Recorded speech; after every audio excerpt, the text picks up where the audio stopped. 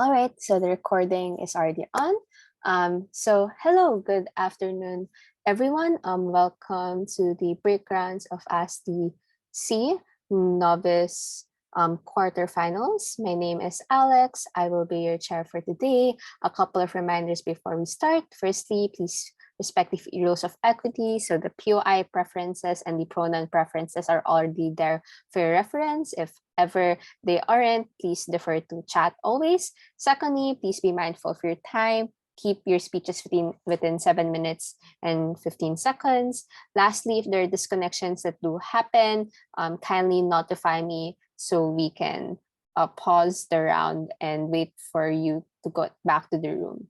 So that's all the reminders.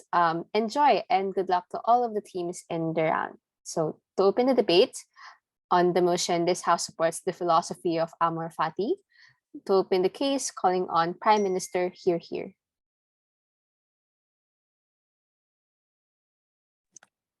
Hello, can I first check that I'm both visible and audible?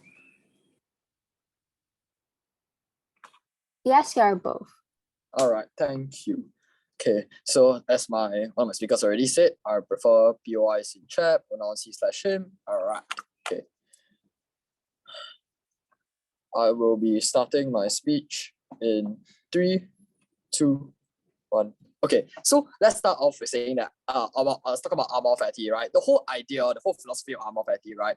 Is actually the baseline of it is acceptance, right? So we're skipping the 4 out of 5 stages of grief. We're going immediately straight to acceptance, right?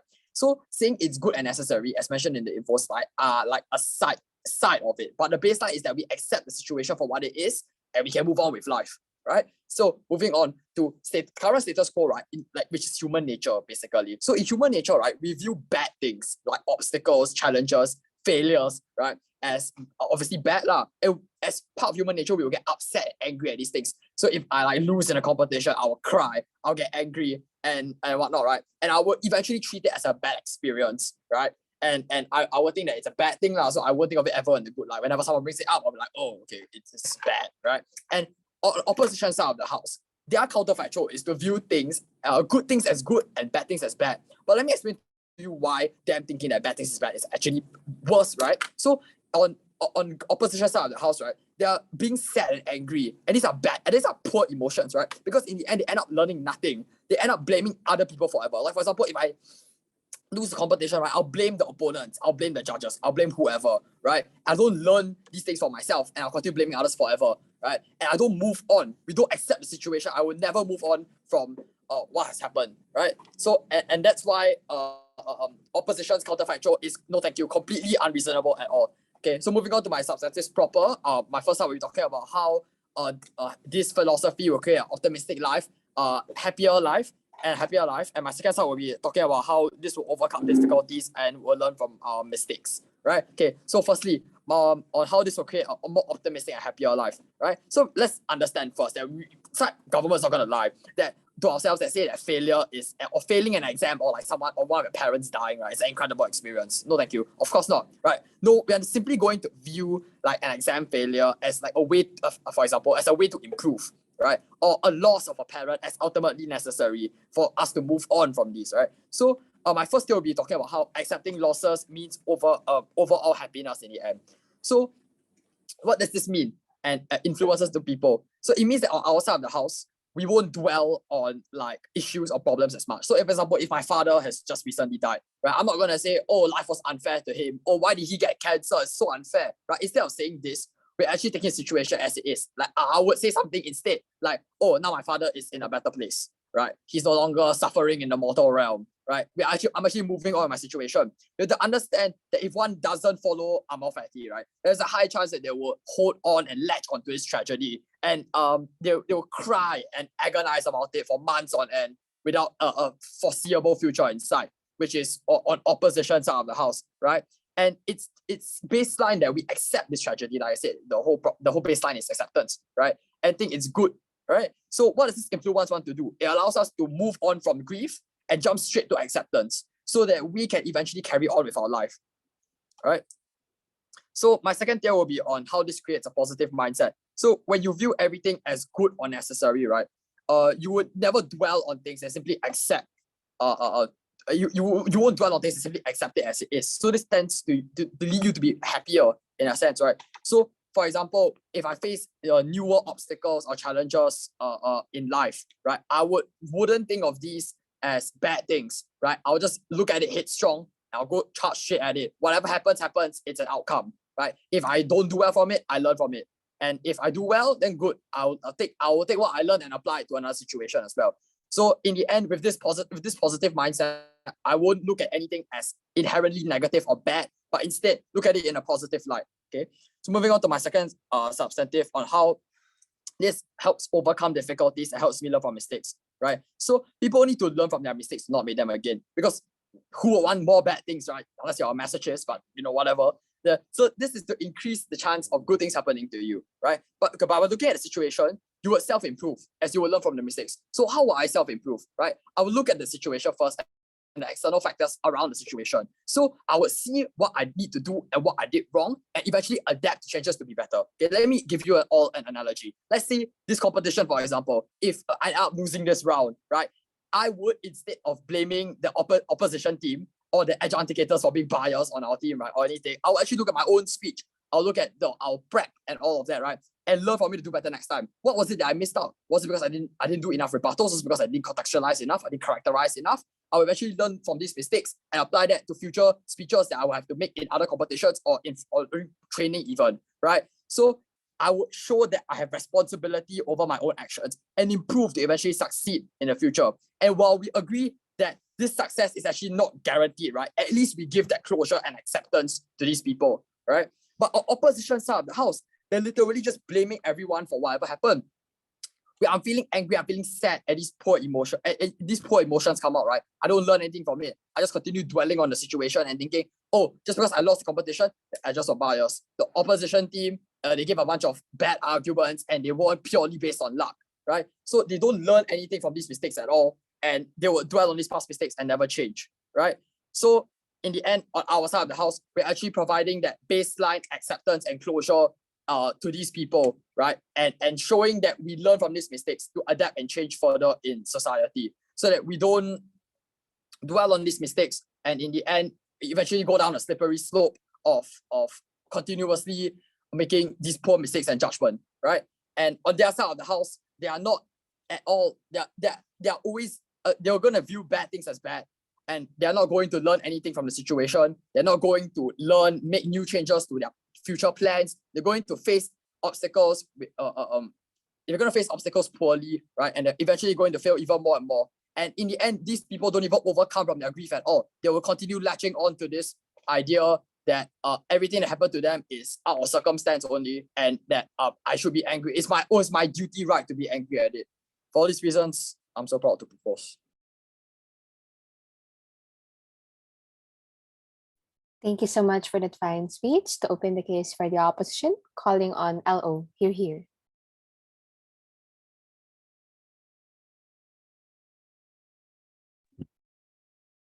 Okay, I'll just set my timer.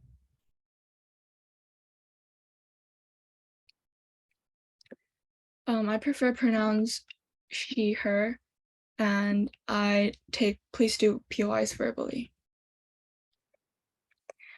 Now, having that said, I'll start my speech in 3, 2, 1. Judge, the proposition's world has no sense of emotion. People will not know this emotion of sadness and anger and the importance of these emotions to make them actually improve in the future.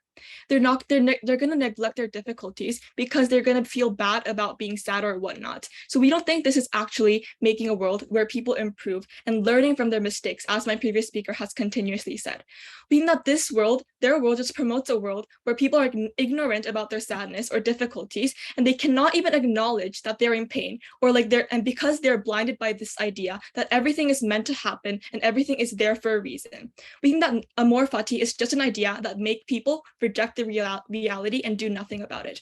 We believe that people are not going to question any problems existing in the status quo, and we believe that many people, especially people like minorities, will suffer from these kind of ideologies that everything is meant to happen and I cannot do anything to actually change this. So before moving on to anything else, I would like to point some things out. So my previous speaker talks about how like our side is everyone blaming any like their mistakes on someone else and complaining about everything, right? We think this is not true, because being sad and angry for things that deserve these kind of emotions, like we think that that's important. And after being angered or sad on whatever is like of a loss of a pet or a parent, we think that after that they actually feel these emotions and accept them. That's what happens when moving on. We don't think our world is blaming our mistakes on any on others and not accepting our like mistakes. We don't think that's our world, and I'll elaborate more on this in my arguments. So before moving onto our first arguments, which is talk about how this raises ignorance and also how this promotes a lack of sense of community, I'll make some rebuttals to my previous speaker. So he talked about how like they're gonna have a happier life because they're gonna learn from their mistakes. And for example, if they fail on a test or they lose a parent, because they're gonna think that these things are all necessary, they're not gonna be sad, right? First of all, as I said, these things are supposed to be sad. They're not supposed to be things that are happy, right? People moving on doesn't mean thinking like everything's positive. Moving on means, well, dwelling on something enough so that they actually get to accept it, because like things of loss of a parent, they actually need to be sad. We don't really see how their world is a world where people are happy and like doing what they need to do when they lose a parent, and they just say, oh, this was meant to happen, I couldn't do nothing, and this is like all for everyone's good. We don't really see how people are gonna feel and try to actually help people and have a sense of community in this. So we don't. POI? I'll take that later. They also talk about how they're going to learn from mistakes, right? Firstly, this is not exclusive, because our side is not simply blaming people. We think that on proposition side, when they make a mistake, we think that people are going to think this was meant to happen and I could have done nothing to change this mistake. Whereas on our side, we are thinking, I could have changed this, I could have done better.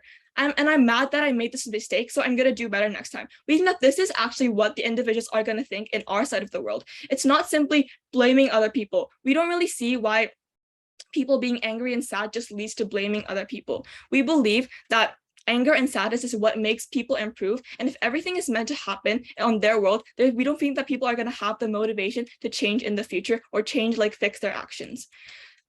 Now, before moving on to arguments, I'd like to take a POI. You said that outside didn't say that you would have sadness. Outside just said that by accepting things you will be able to reduce sadness, like saying that my father went to a better place when he died.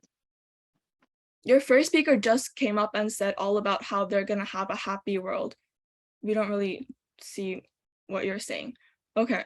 Now, moving on to my first argument, we think that Amor Fati raises ignorance. So Amor Fati, maybe it can make people positive superficially, right? Because they take everything as part of the process and not something that's permanent consequences. We don't think that in their world, they're going to not take problems seriously and not solving these problems at the end. Why is this so? Even if they have like difficulties, minor or major, for like a death of a pet or job loss or depression, they're going to think that this was all meant to happen, right? Yes, they may be less sad about it, but what's the point of not being sad when the fundamental problem is not going to be solved in any way? What happens if this is the case? People are not going to seek for help in the first place because they're going to neglect the fact that they are in pain. They're going to neglect the fact that they actually need help, and they're not going to look for hospitals or therapists or actually just help from a close friend. We don't think that people are going to be more distant and actually seeking for help because they think that everything's going to turn out well and they don't actually need these kind of helps that they need. They undermine and neglect problems, not only for themselves, but also for others. And what are the impacts of this? In the, for example, depression, this is going to be people are going to think that this is actually going to go away at the end and everything is going to be fine. They're not going to see a doctor or a therapist. They may convince themselves that they are okay, but in reality, they're not, right? Proposition's happiness is because this is very superficial. Nothing is being solved fundamentally. And they say, they might say that suffering affects mental health and how, because it makes people sad. But we think that suffering is supposed to be hard and problems are supposed to make people painful. And because we think that this is actually what drives them to actually solve the problem. We believe that life is like stage of like constantly fighting with their problems and like getting stronger from it. But we believe that because the people on the side is not going to actually acknowledge the reality and try to solve these problems, we don't really see how they're actually going to improve and learn from their mistakes, as the first speaker has talked about. So now moving on to our second argument. Our second argument is about how there's going to be no sense of community on their world because people are going to struggle to open up about mental struggles, right? Average individuals, they don't want to suffer. And because of this characteristic, they're going to accept this theory of Amor Fati, and they're going to neglect their problems.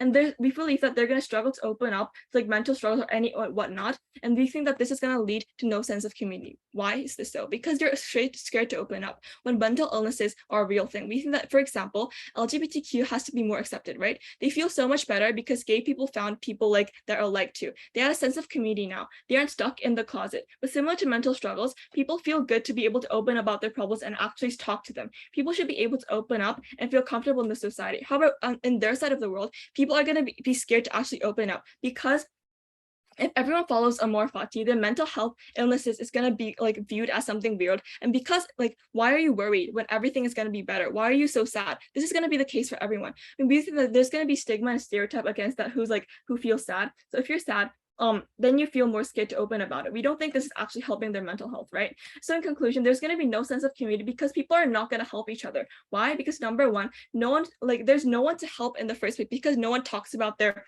they feel uncomfortable talking about their difficulties. And secondly, if someone opens up, they think that's weird. We think that because sadness is an emotion that is essential for social life and self-care. Sadness is what makes empathy, and sadness is what makes people solve their problems. We think that Proposition's world is just superficially a happy world where everyone is miserable inside, and therefore I'm so proud to oppose. Thank you.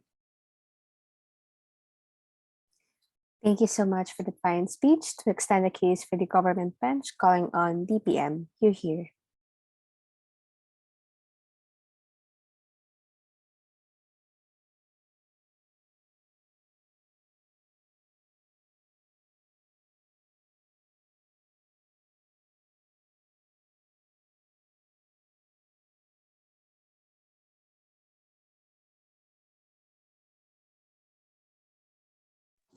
Okay, before I start, am I audible? Invisible. Yes, you are both. Pronounce he, him, PYs in chat. Okay.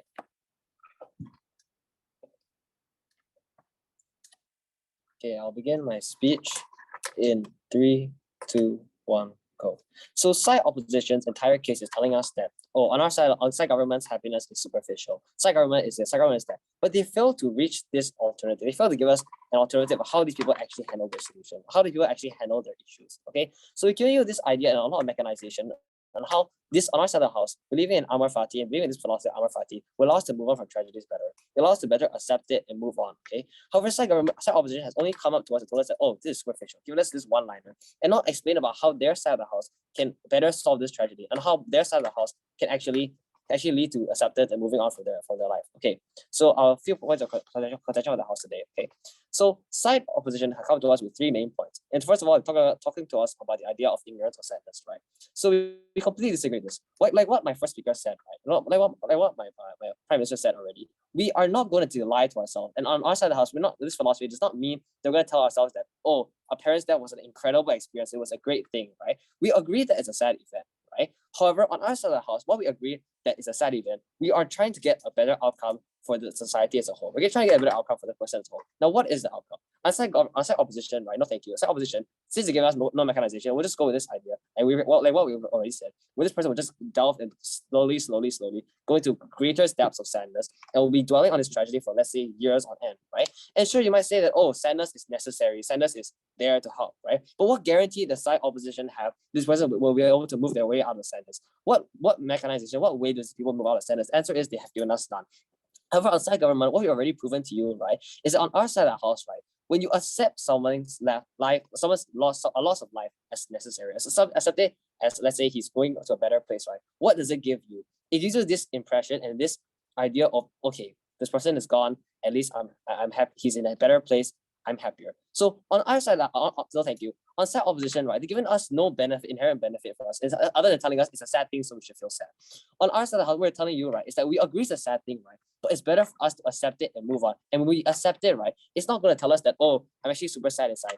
Although the person might be sad, right, when they follow the belief and the philosophy of Amor Fati, right, what they're essentially telling themselves is that, okay, it's a sad thing. However, we accept it and we'll move on. And it's ultimately a good thing because they're ultimately in a better place. Okay. Now, second of all, on this idea of how we don't need a self-improvement, right? So side opposition has come up to us and tell us that, when you accept everything as set in stone, you're not going to actually self-improve.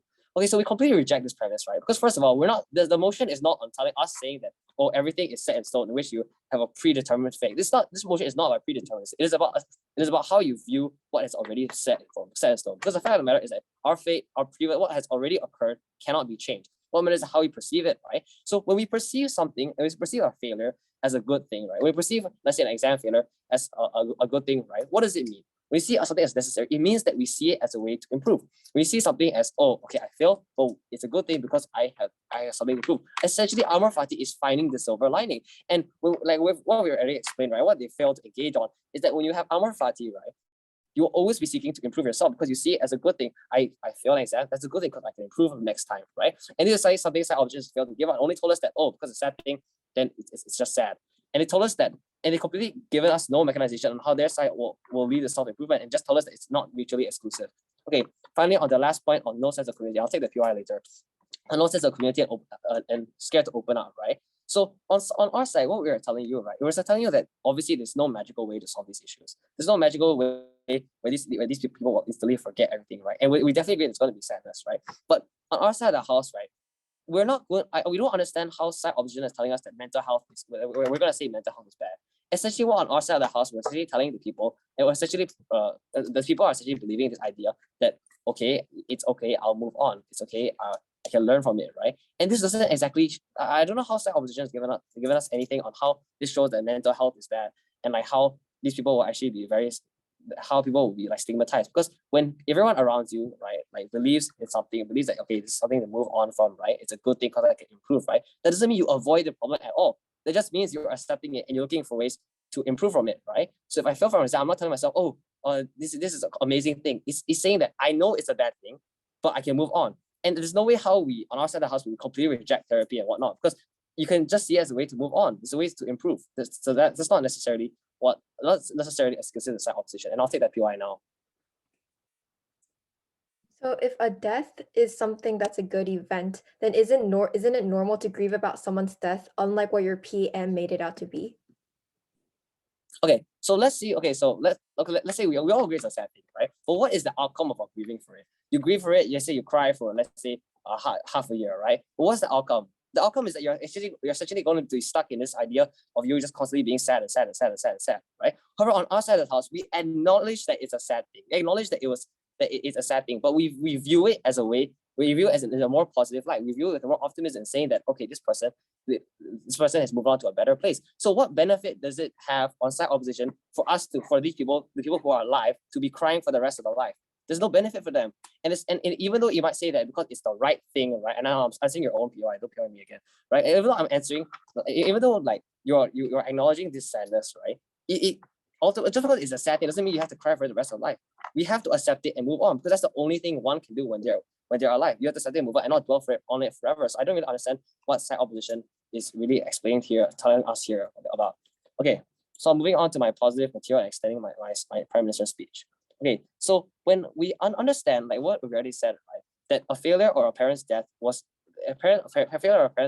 is a way to improve. It's a way, you can view it as a positive light, right? So when someone accepts things easier, right, when they don't dwell on it for years on end, right, what do we achieve faster? We not only achieve acceptance faster, which essentially pretty much guaranteed on our side, right? We also achieve it faster. Okay, and what does this mean? When I view things as a good light, when I say that okay, my parents are in a better place now, it means that I'll be able to go on with my life easier. It allows me to believe that it allows me to deal with my life in a more positive mindset.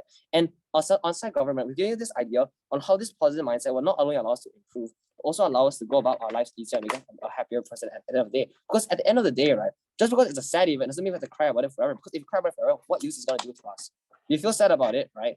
And sure, we release our outlet of emotions, right? But on our side of the house, we're not lying to ourselves. We're telling ourselves that okay, sure, it was an event that was not great, but we view it in a positive light. Because at the end of the day, we're not actually lying to ourselves. We're just telling ourselves it's a better. We're telling ourselves that we're putting it in a better light. Because at the end of the day, there's no reason for us to continue crying about it for years and years on end. And we should always move on with our life. And that's why on our side of the house, I've never been prouder to propose.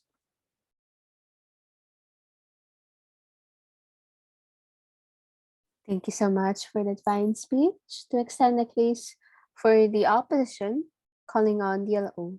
You hear.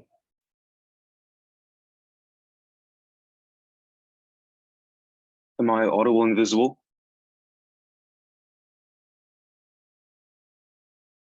Yes, you are both. Sorry, yeah, okay. Before I start my speech, I'd like to take all PYs verbally if possible. Prefer pronouns are he and him. With that said, I'd like to start my speech in 3, 2, 1. Panel, government's world is a world in which slavery still exists because no one ever cared to challenge the notion of racial superiority because everyone thought, oh, it's meant to be this way, and nobody actually wanted or tried to challenge this notion, right? Rebuttals. First rebuttal, government stated that we have no inherent benefit. We do. We are the side that recognizes issues and strives for progress, right? We're the side that wants to change how society works. We're the side that actively identifies issues and problems, actually takes care of them, unlike side opposition, unlike side government that simply creates a facade of solvency, right? We're the side that's going to lead to progress. We're the side that's going to lead to the end of discrimination, to the end of alienation of minorities, right? Not side government where emotions are taboo and people aren't allowed to grieve. Second rebuttal, government said that on their side, people quote unquote accept it and move on, right? We're not saying that on our side, we're not saying that on our side, right? We're simply not accepting these things, right? We accept them, we acknowledge them, right? But the difference is, again, we don't simply move on, right? Government creates a facade of solvency. They're like, government is basically saying, if you move on, right? If you just accept it as how it is and move on, right? Everything's going to be all right. And it appears like everything is all right, right? That's simply not true. On our side, right? We acknowledge, we don't accept, right? That's the difference. We don't accept things, we acknowledge things. And if we acknowledge a problem in our society, if we acknowledge an institutional problem where people are being discriminated against and where people are shouting racial slurs at each other, right? We acknowledge that. We don't accept that, right? We don't see a world in which accepting the existence of racial slurs and simply moving on is going to help with the progress of society. We want a world where we acknowledge these issues and we actually care enough to engage on these issues and to actually try and fix these issues, right? Unlike state government's role. State government's role is at best preserving the status quo. Third rebuttal, government says grievance is bad, right? They say that being sad is a distraction, right? How can a side that stands for mental health say this, right? How can you stand for mental health when you don't allow people time to grieve, right? When you tell a person whose parents just died a few days ago that they quote unquote can't cry forever, right? And they should just get focused on other things in life because it's hindering their productivity, right? That's not the kind of thing a person says or a person in the right mind says, right? You don't simply say to someone that's in the process of grieving, you need to move on, right? Again, the only way for us to combat mental health issues is for people to acknowledge those issues and actually reach out for help, right? Outside government's world, people are simply expected to swallow the pill, right? They're simply allowed to deal with it themselves because it's all like quote unquote meant for the best, right? And people are not allowed to grieve, right? In what world is not allowing people to grieve and express their emotions going to be good for their mental health, right? I really want, this is a legitimate question. I really want the next speaker from side government to explain why it's much better for individuals to lock away their feelings in their mind, right? And not try and like reach out for help. I really want the next government speaker to explain why that's better than reaching out to people and talking about your issues and your hardships. Yes, I'll take that, PY. Not feel sad because he died.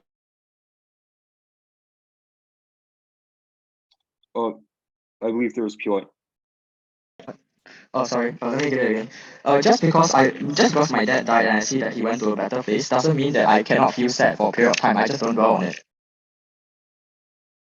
Okay, no person, like no actual human being would say he's at a better place and just move on the next day. People need time to grieve, right? That's a basic human trait. If something bad happens to you, you need time to process, you need time to accept that fact, right? Again, acceptance is not excluded from our side. We acknowledge, then we try and fix the problem. But in cases like death, where you can't really do anything about it, right? You can't simply accept people to accept it and move on, right? You can't, like, I really don't expect anyone in this debate or anyone in this tournament, for that matter, to say I'm going to move on because my parents are probably in a better place when their parents have just died, right? That simply is not how human beings work, and side government clearly lacks understanding, right? But before I move on to my argument, let's take a second. Did you hear that? That was the silence of minorities on side government's side. So, last argument, minorities. Side government normalizes discrimination. They force people to tolerate discrimination and hate because it's all meant for the best, right? And this is what silences minorities. This is what silences minorities on government side, right? Minorities, first of all, feel no need to speak up about their issues because they believe that it is their place in society to be discriminated against, to hear racial slurs on a daily basis, right? People don't strive for progress. People don't strive for change on government side because they have no reason to. And that's why government side can never get rid of the issues of minorities being discriminated against and alienated in the status quo, right? Side governments on government side, when someone is discriminated against, right, and when you see someone being like assaulted and like being a victim of a violent hate crime, right, you simply say to yourself, this is how the world is supposed to be, because you firmly believe in this idea that everything is happening because of a reason, because of a divine reason or universal reason that you simply don't understand. So you simply, again, accept this, right? Accept the fact that there are hate crimes going on. What good is that going to do, right? How is it going to help society? How is it going to lead to progress if you simply accept that hate crimes are going on? Yes, hate crimes are going on. So what? You need to initiate change. You need to initiate you need to initiate action against those hate crimes and against those societal problems, right? And furthermore, on government side, the majority has no reason to speak up either, right? Because again, everyone believes that the world is how it's supposed to be already. Therefore, they see no incentive for change. They see no actual reason for change. And people simply want to preserve the status quo, right? And that's why government side can never be progressive. And again, we can't really expect there to be institutional change where people aren't allowed to speak up and people are simply expected to deal with all the problems by themselves.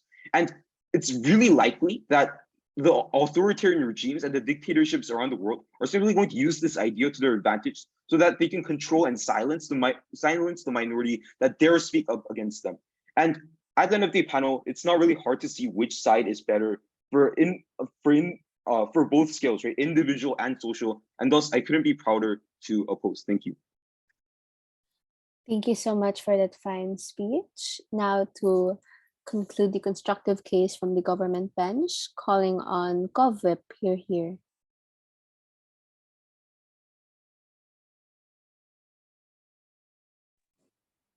Before I begin, am I audible and visible? You are both. All right. Okay. I'll begin my. Sorry, let me set my timer. I'll start my speech in 3, 2, 1. Okay, so I present 2 clashes to the House today. My first clash will be about which side achieves general better happiness, and my second side will be about which side allows for the improvement of individuals and society at large. Right, so let's talk about the first clash, right? Okay, which side allows for increase of happiness? This is the core of utilitarianism, right? Maximizing happiness and reducing sadness, right? And our side actually have proven it, right? By saying that, right, usually when tragedies happen, right, like my dad died or something, right, okay, you dwell on these issues because, and it's completely reasonable, it's complete human nature for you to dwell on issues. For example, because I had such an immense emotional attachment to my dad and now he's gone, he's just gone, he's not there anymore, this person I loved so much is not there anymore, right? It's perfectly reasonable, it's perfectly reasonable for you to feel sad about this. But the problem with the human psyche is that people dwell on issues and don't actually go past them, as my previous speaker has said. And generally, for you to maximize happiness, you need to eventually be able to carry on and move on from terrible situations and traumatic events, right? And yes, I've given a number of rebuttals. Now, first of all, they said people need time to process and accept people need time to process and accept the sadness. And our side already say, right, that our side agree. Okay, our side agree that you will feel sad from an event, right? Okay, but the thing is, you cannot dwell on it, right? And when we say that, when they say that people need time to process and accept, right? Okay, it's different. Like something like processing and accepting things, right? It's different from like dwelling from an issue, right? When you dwell, you don't actually reach acceptance. No, thank you. When you dwell, you don't actually reach acceptance in the end. And outside, by saying that, you know, your father has gone to a better place, it serves as something comfort, like it serves as some sort of comfort, some sort of hope, right? So that you can get better, so that you can faster reach a point of acceptance, so that you can reduce the pain and suffering that you have to experience, right? And then their side said that people is like rejecting reality and doing nothing to move on, and moving on requires you to experience bad emotions. No, we just say that this is flat out not true. You don't move on because you accept, like, because you experience bad emotions. You move on because you've accepted the fact that that thing has happened and you're now fine, right? Just because you have bad emotions doesn't mean that you eventually move on, right? It's not like a criterion. Like, my dad can die and I can feel sad for 10 years crying about it, and I don't actually move on and get better and do anything well regarding it, right? Like for you to move on, it's based on accepting the truth of the matter, which is what Amor Fati actually preaches, right? And then their side said that, so this is what we said, right? And their side said that, well, on our side of the world, right, people will be scared to open up about their mental health issues, and it will be like viewed as weird. This is also completely not true. It's like a form of assertion, right? Okay, our side say that bad things happen. Okay, like our side says that these things happen, like, no thank you, things like I don't know, like rape or death, they happen. Okay, but it's eventually a good thing because you can overcome it, right? You like some things that are very sad, like death, right? They're not like inherently good. No one's gonna say like, oh yeah, your father died, that's such a good thing. No one's gonna say that, but it's a good thing because you can move on and become a stronger and tougher individual to be able to face the storm of society, right? To be able to face future difficulties. This is the point, right? We improve happiness in general, and as utilitarian states, right, maximizing happiness and reducing sadness, we win this clash, right? So let's move on to the next clash, which is about improvement, right? Okay, so our side have already told you, right, that our side can overcome difficulties because when you're not, when you see things like for example, failing an exam is a good thing, right? What happens is that you are like, oh yeah, I failed my exam.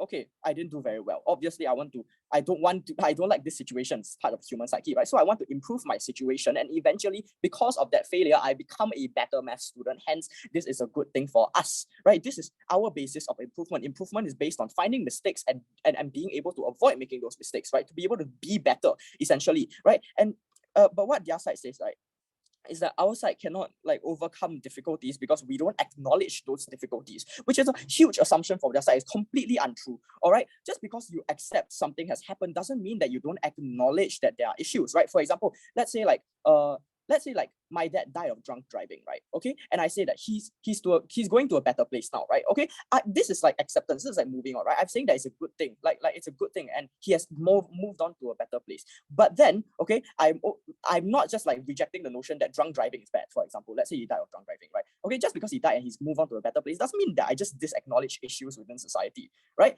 And then after that, they spend a large part about like talking about how we normalize discrimination, right? And then we don't acknowledge these things, right? Okay, like minorities, like having to face like discrimination every day, they'll just accept it. And they made 2 points, right? First of all, they will just accept it, obviously. And second point is about them believing that things happen for a reason. That is wrong. That is just flat out wrong. All right, that is predeterminism. The Amor Fati and predeterminism are two different things, right? One is believing that something is destined to happen. The other one is believing that something has already happened, and by overcoming it, we can, like, it's a good thing. It will be a good thing in the end, right? This is two different things. So not only have they got it, so they have also got it wrong already, right? It's like, and also my second rebuttal to this is that people will acknowledge discrimination, right? Okay, and not think like, oh yeah, these things happen for a reason, right? What's the most likely outcome, since like we are self-interested human beings, right? We're gonna be like, oh yeah, I want to be able to improve fastest, or like I want to be able to overcome these difficulties for the human triumph, for example, right? These are the good things. Yes, I'll take a POI.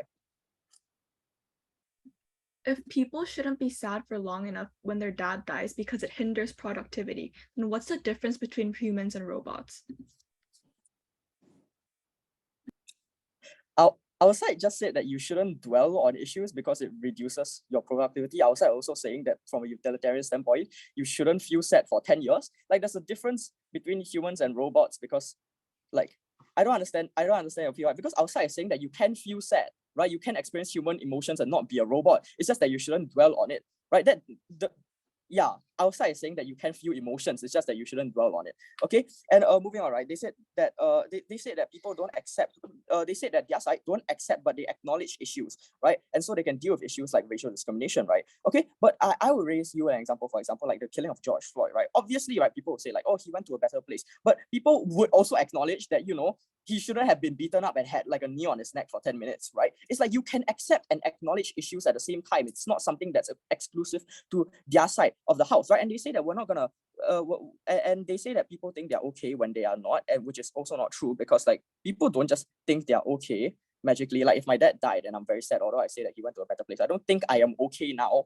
I know that I am sad. It's just that I know that it's just that notion itself is comforting to me, so that I stop feeling as sad. Right? And we didn't say that we would suppress sadness. We would just say that it is a natural phenomena that when you accept things, you become less sad, right? It's a natural phenomena. We didn't say that we suppress sadness, and we still solve issues and treat things seriously, right? Just because you accept it doesn't mean you don't acknowledge it. And this is why we win this clash on improvement. Their side have made a ton of assertions while actually backing them up. And our side not only win from the utilitarian glance of maximizing happiness, but also allow for humans to improve in general from individual and society standpoint. And for all these reasons, I've never been prouder to propose. Thank you so much for that fine speech. To conclude, the opposition constructives calling on upwhip, here.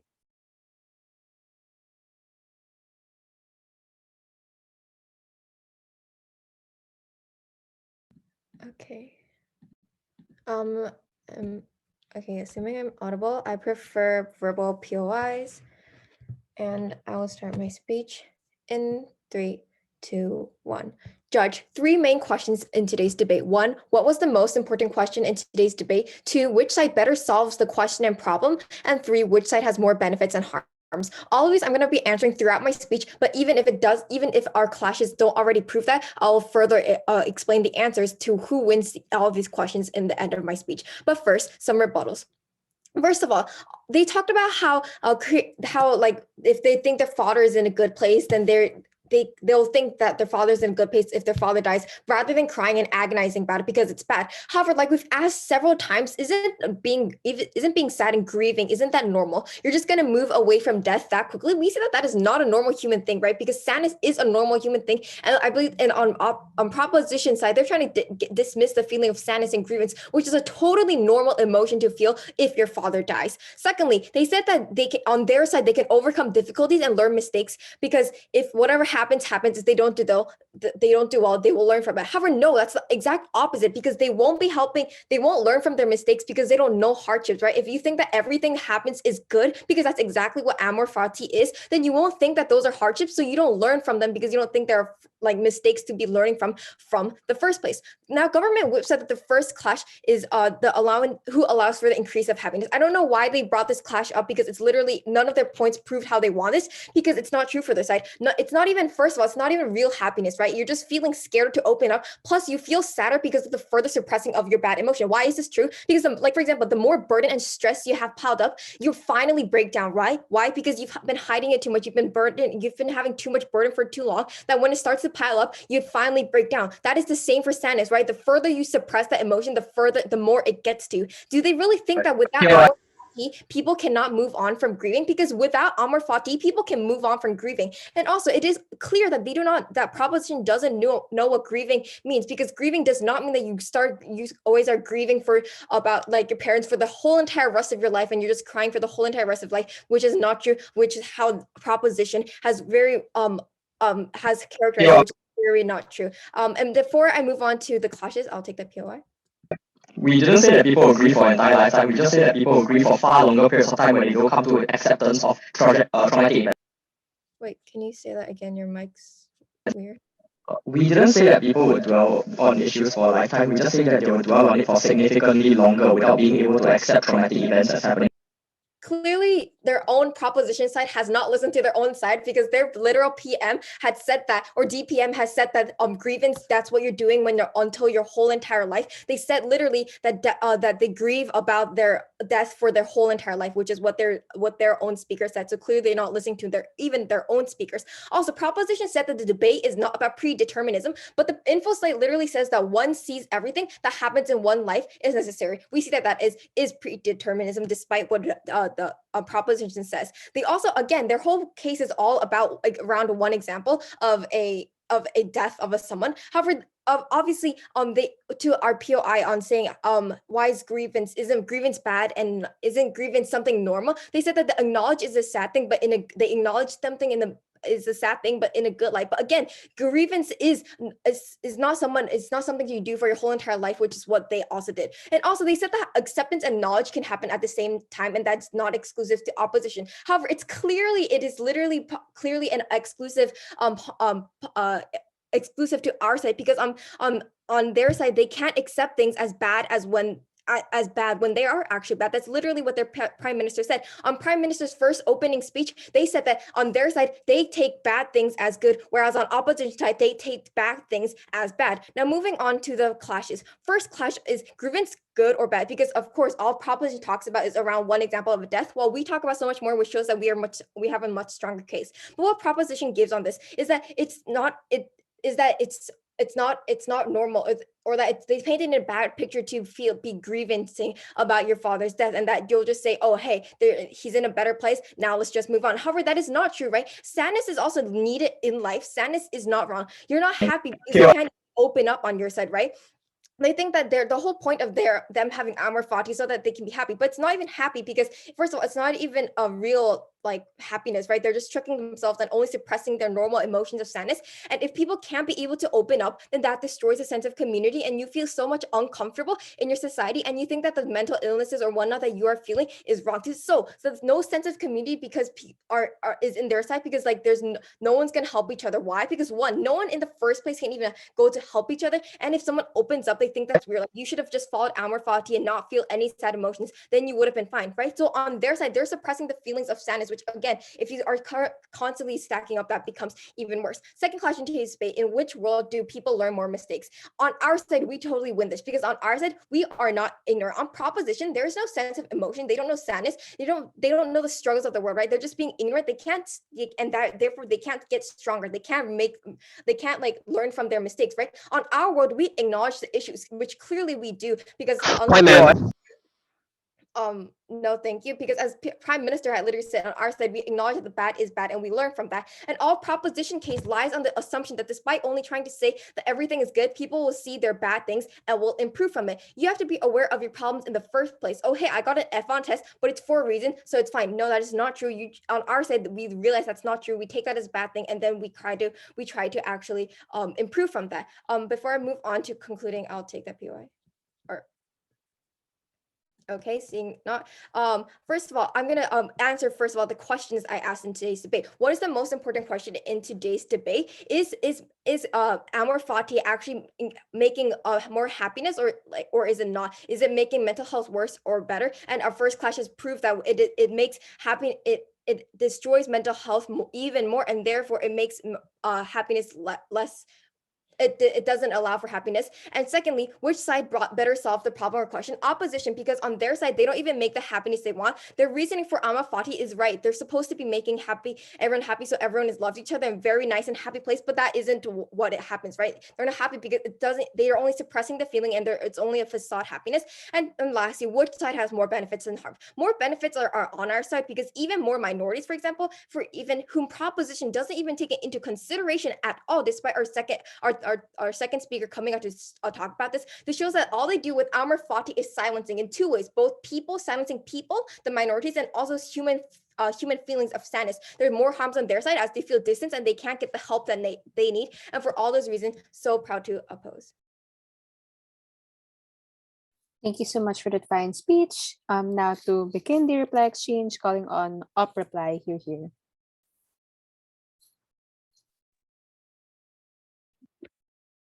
I'll just set my timer.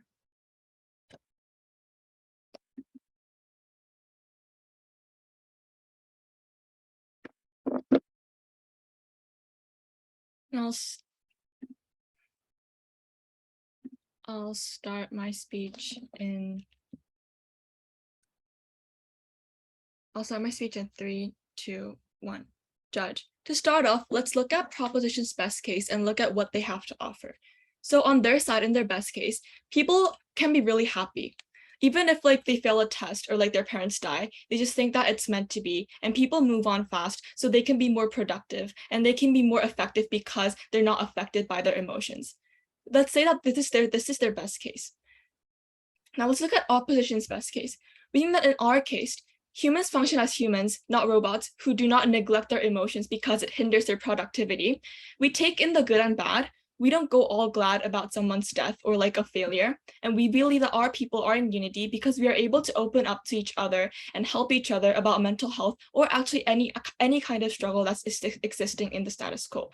People are also more open to pointing out problematic things in the status quo and therefore more helping each other. We learn from mistakes and we grow stronger from hardships because we know what's gone wrong and we have the motivation to actually fix it because we think that we can actually do better next time. While on their side, they don't really have this motivation factor because people are going to think that everything's meant to be, right?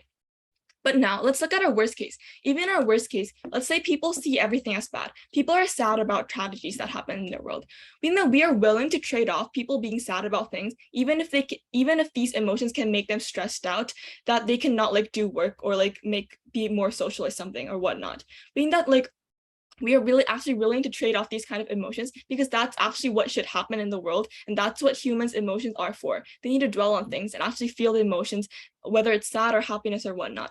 And also, even our worst case, like we still have exclusive benefits because in our world, people actually can try to make people see the good things, like for example, therapists or like close friends, right? But on their side, no one actually forces people to acknowledge the reality, right? We still have factors that will help people look like at the positivity of their side. They have none to actually help like actually people realize the reality and how they actually have to fix it. On proposition side, it's hard to distinguish the line from trying to be positive and being downright ignorant.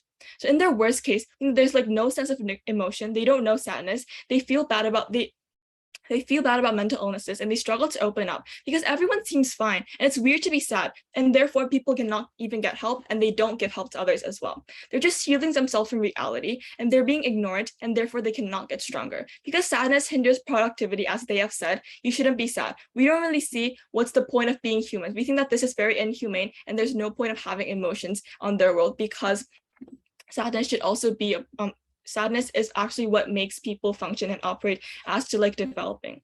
We believe that our worst case is still better than their worst case. So also about solvency, yes, like they talk about how like their side people still know what's happened and they can fix it, but we don't think they still don't know the seriousness, right? The fact that they want people to dwell on a death for let's say like 1 week and move on, we don't really see that they actually acknowledge the seriousness of a death. They don't improve because they think that everyone was meant to happen. We don't really see how people are gonna be motivated to change if this is the case. Prop says like this debate is not predeterminism, but the info slide literally says that it's like everything is going to be seen as necessary. We believe that this is actually a problem. We believe that people on our side to acknowledge the seriousness. We solve problems because people ask for help, they open up, and even for minorities, which is to point out that was not engaged on, even that we can solve discrimination more on their side because in their side, if an LGBTQ member gets discriminated, they just want them to think that, oh, this was necessary and I'll just cope with it or whatever. Meaning that this is not actually having any solvency on their side. We believe that another reason that they lost this debate is because they lack engagement. They do, even though they said that they will take POIs from chats, we don't really see how compared to the POIs that we have offered, they don't really take anything. While our 3 both speakers have taken the POIs that they offered. We also think that they failed to engage their last argument, which is about minority, by just giving a single liner that they just say that people will know and actually try to solve the problem, which was no mechanism. So for these reasons, we believe that we take this debate home, and I'm proud to oppose. Thank you so much for that fine speech. To conclude the reply exchange as well as the round, calling on Gov reply, here.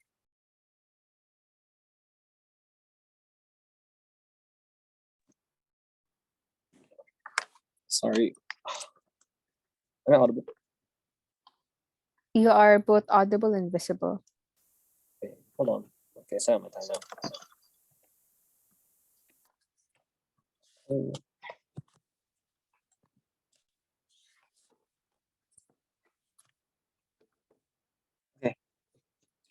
I will begin my speech in 3, 2, 1.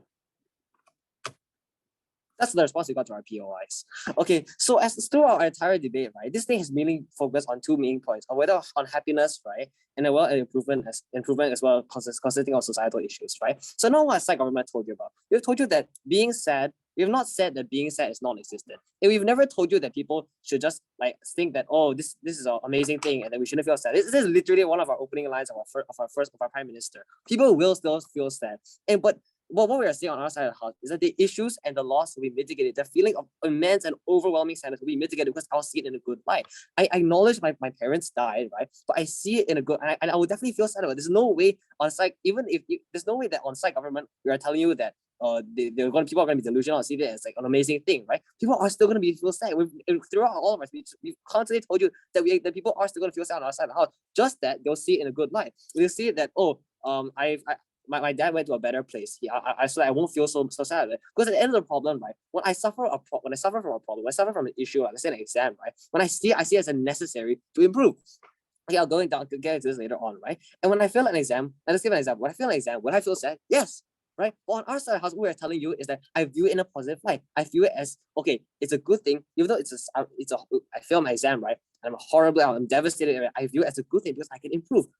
There's no way that side government has never said that viewing it as a way to improve is seeing it as feeling happy about it. Okay, he still feels sad but want to improve from it. Okay, and so now I'm going to a few parallels of what both sides presented to the house today. Okay, society opposition has come to us with two main points on about how mental issues will become taboo and they will stay in societal issues. I'll be disproving this about what the side government has provided you. Okay, and on the idea of taboo mental issues, as I just explained earlier on, right, we've never said you cannot be sad, right? We are just viewing it in a positive light. When we suffer issues, right, we feel it in a positive light. It's not what we're actually telling you, right? It's like what my government whip and what my TPM has said, right? Is that when we suffer an issue, right, we're not going to spiral down and like feel grief about it for months on end. We are still going to feel sad. It's true, but we reach the acceptance faster because although we feel sad, we are better able to aesthetically view it as a better thing, view it as good light, or at least in that sense necessary. And our idea of the societal issues, right, as we've already said in our second substandard, and what they completely ignored, right? No, we completely disagree with their premise because we view an issue as necessary, right? We view an issue as good, right? We're not saying that we're going to accept it and stay in it forever, right? We are saying that we view it as good because we're going to say that, okay, this is good and necessary because I can improve from it. I can fix the issue, right? This exam failure is necessary for me to learn. And our government was giving this idea of George Floyd, or this example of George Floyd, right? Is it an issue? Is racism an issue? Yes, it's definitely an issue, right? But when we accept it, right, and we say, and we can feel sad about it, we accept it and view it as, okay, George Floyd's death, right? Well, how can I improve this? What is the good thing that I can get from this, right? The good thing is that we can fight racism better. That now we have like a catalyst for us to fight racism, right? And what we've told you, right, is that when you have a failure, right, it pushes you to achieve success, right? To achieve success and improve on it. And what have we proven you? We're giving this idea of happiness and how we can reach acceptance earlier. And this side opposition has failed to engage on, has completely failed to engage, and only told us that, oh, side government is saying that people cannot feel sad. This is something that we completely disagree with. They just strawman our entire argument. And idea of improvement, right? When we view something as necessary, we view it as a good thing because we can overcome it to become better, a mountain to overcome, right? And we've never told you we're going to be delusional and see if everything is amazing and sunshine and rainbows. It's literally one of our first opening lines of Prime Minister, right? When a view of problem is necessary, it's a good thing because we can improve on it, we can become better from it, right? And side opposition's only answer to all of this is telling us that, oh, it's taboo, it's stay in societal issues. But we completely disproved you throughout our entire debate because when you view an issue as necessary, you want to improve, you want to fix it. We've told you this over and over and over again. But side opposition has completely ignored it and only strawman our entire argument. So please stand with the side government where we give you an idea where people will reach the acceptance earlier and they become happier, easier, and reach the endpoint easier and like move on with life better. And also constantly seek improvement and live a happier life, live a better life. So whether on side opposition, whether give us nothing there, and even on our worst case, we still have more positives than side opposition. For all these reasons, please side with side government. Thank you so much for that wonderful speech. And that concludes the round as a whole. So I'd like to congratulate both teams for the round. And you may now cross the house. So I'll now